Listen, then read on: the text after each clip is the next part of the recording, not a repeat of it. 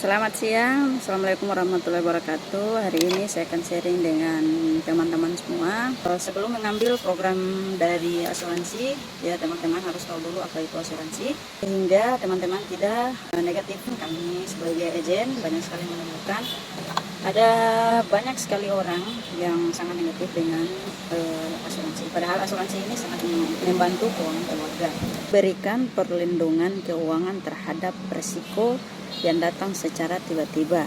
Untuk meminimalisir risiko keuangan ini itu ada 3 tingkat risiko. Nah, yang pertama risiko sakit, kemudian yang kedua risiko sakit kritis, dan yang ketiga adalah risiko tutup usia. Jadi yang pertama, meminimalisir risiko sakit ini kita harus proteksi karena kita hidup, ya ini kadang kejadian itu datang secara tiba-tiba, ya baik itu sakit, wabah misalnya kayak COVID kemarin, atau bahkan sampai kecelakaan.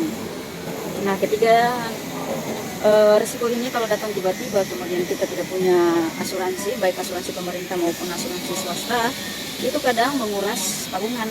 Ya, kita sudah susah payah bekerja dengan berpuluh-puluh tahun, kemudian habis dalam sekejap untuk membayar biaya rumah sakit. Ini kan sangat disayangkan. Kalau punya asuransi pemerintah, misalnya BPJS, berarti ini mengurangi risiko menguras tabungan kita. Atau ada asuransi pendamping, yaitu asuransi swasta. Nah, ini bisa mengcover biaya-biaya rumah sakit. Nah, terus yang kedua yaitu asuransi sakit kritis. Ya, ini resiko sakit kritis, sakit yang berkepanjangan. Nah, karena sakit yang berkepanjangan ini sekalipun kita punya aset yang banyak, ketika kita tidak bekerja, ya aset-aset itu kita akan jual untuk berobat. Karena yang namanya sakit berat, sakit berkepanjangan, itu kita sudah tidak bekerja. Nah, ketika tidak bekerja berarti income tidak masuk, sehingga aset yang sudah kita kumpulkan dari sebelumnya itu akan terjual habis untuk memenuhi kebutuhan hidup maupun untuk dipakai buat berobat.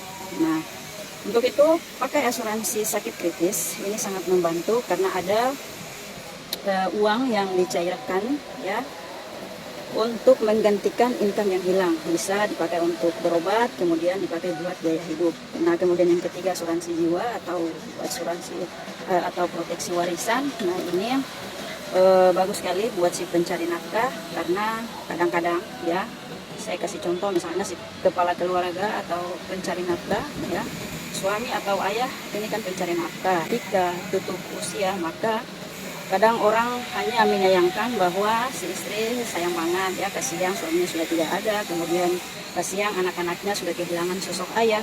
Tapi kadang mereka lupa kalau secara finansial juga itu akan ikut hilang, ya karena orang yang mendatangkan uang itu sudah tidak ada dan itu tidak akan kembali lagi.